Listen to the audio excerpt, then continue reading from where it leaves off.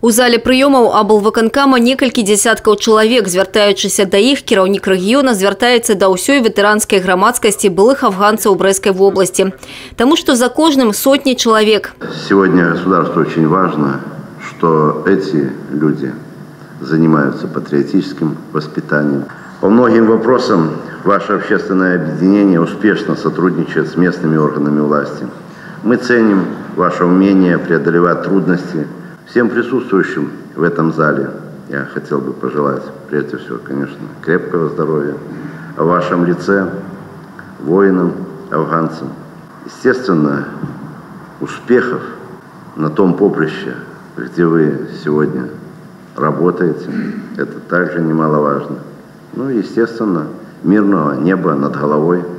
У шэрагах абласнога аддзялення Беларускага саюза ветэранаў вайны ў Афганістане каля 3000 чалавек. Менавіта грамадская арганізацыя, гавораць яе ўдзельнікі, дапамагла ў абставінах мірнага часу захаваць воінскае братэрства.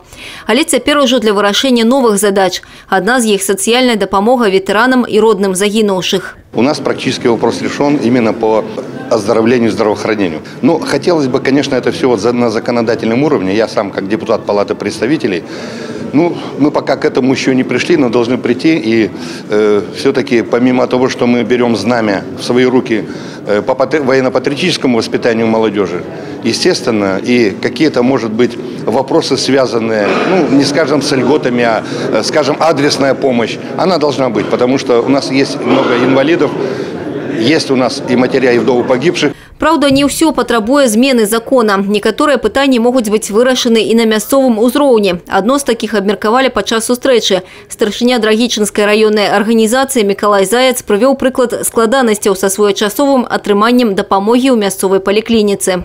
Я вижу, как решение этой проблемы. Во-первых, то, что касается инвалидов и так далее, они же имеют право. Значит, сегодня эти списки, они должны быть, чтобы он не искал, не ходил и так далее. Чтобы этот список был отдельно, значит, как у ветеранов Великой Отечественной, так и эти. Здесь по этой категории нет проблем.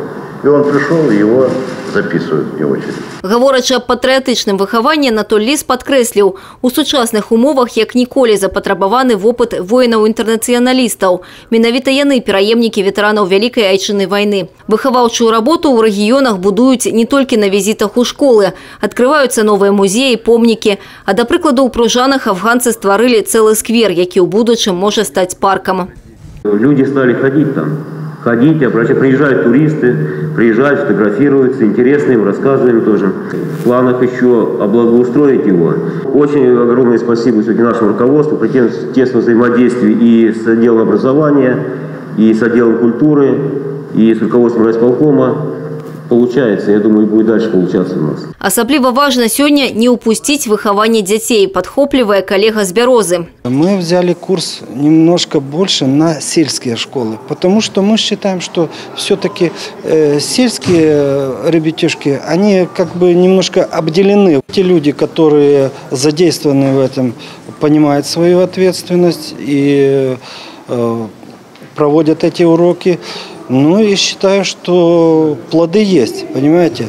И считаю, что наша задача, самое главное, это примеры у нас есть, когда молодежью не занимались. И наша цель – этого не допустить. Падчас сустрэчы кіраўнік вобласці ўручыў героям дня юбілейныя медалі, а таксама ганаровыя граматы ад імя абласнога выканкама і дэпутацкага корпуса. Аліса Грыгарчук, Александр Сибицкий, телерадиокомпания «Брест».